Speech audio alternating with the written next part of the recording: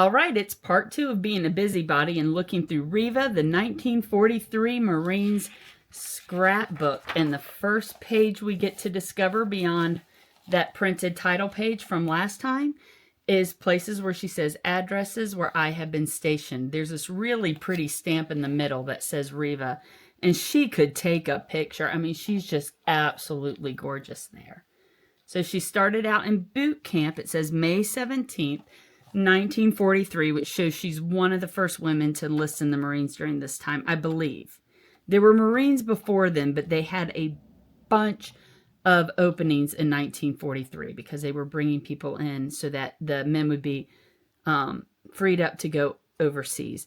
She went to Hunter College Boot Camp, New York, New York, and then she was a private first class at Cherry Point, North Carolina. And it was cute. When I bought this, the man who owns the antique mall, I flipped through a few of the pages and showed him, and he said, man, private first class, that's pretty impressive, especially for a woman back then. So I just thought that was really cool.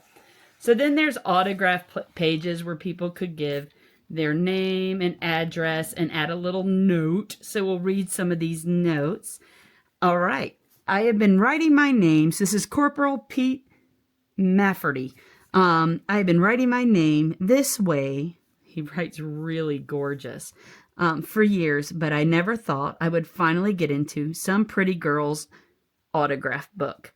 I don't think a senior officer would be able to talk to a subordinate that way anymore. Boy, have times changed. All right. Corporal Frank says, I'll always remember a cute little redhead in a certain tailor shop. Oh, we're going to learn more about this later. Her being in the tailor shop, I feel like, is a really cool point. So I can't wait for you to learn about this later. The highlight of my corps service, Sergeant Don says, I think it says married. The married red is still a long way from dead. Lieutenant Daniel says, it's hard to tell. William says, you will be sorry you treated me that way. A good thing I found you out in time. Love, Bill. And she talks about a Bill later. So I wonder if it's that Bill. And that's just a cheeky little flirty message. We'll just have to find out later. And then female private. Just hello, buddy. I love the names in here too. I should read some of them for you. Because we got Francis. You're one of the sweetest redheads I know, and I love you, Roger. And then we have Rosemary. Just one redhead to another redhead. Ethel didn't write anything, but Evelyn says, Cherry Point is certainly out of this world. Betty, spelled Bette. You'll see a lot of that. I don't know if that's Bet or Betty. If you guys know, leave me a comment. Remember the little personal chats we've had in the smoker and head. And for those who aren't up on that, head is your toilet.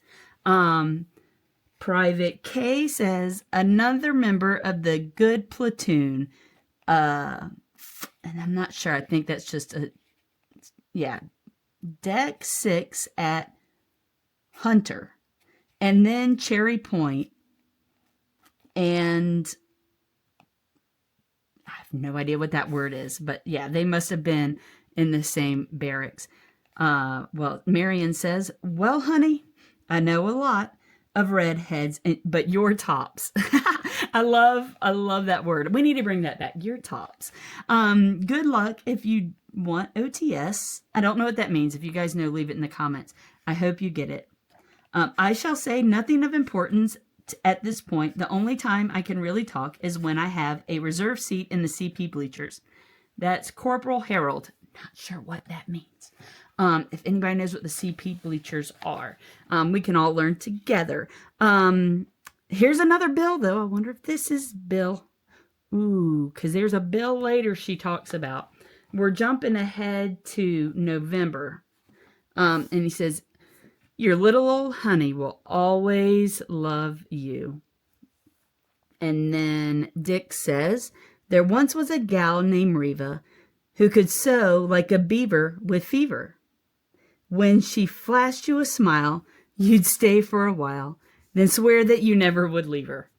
Oh, Dick, that's just adorable. Little poet there, little cheeky poet. Chief Gus Christman says, just on the waiting list.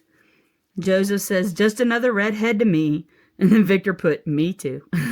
I'll always remember the little Taylors who was always tucking her shirt in. And then we've got, memories are the roses of December. I find a lot of times there'd be a quote that people would write in autograph books, but this is the first time I've seen it in this one. Bouquets to the MC.